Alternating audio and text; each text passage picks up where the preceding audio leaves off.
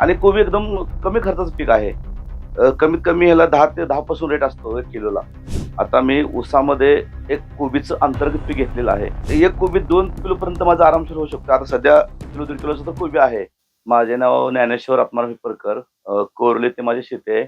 आता मी ऊसामध्ये एक कोबीचं अंतर्गत पीक घेतलेलं आहे.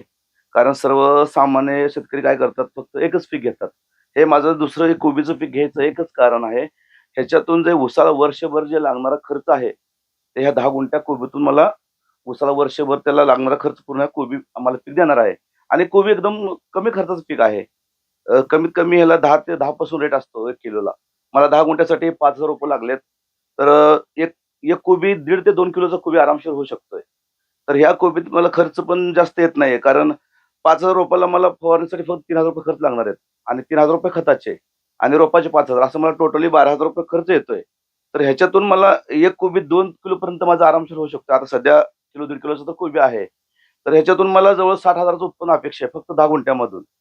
आणि त्यानंतर मला प्लस 1 वर्षानंतर मला ऊसाचं उत्पन्न 10 गुंठ्यामध्ये 30 ते 25 टन आरामशीर निघणार आहे.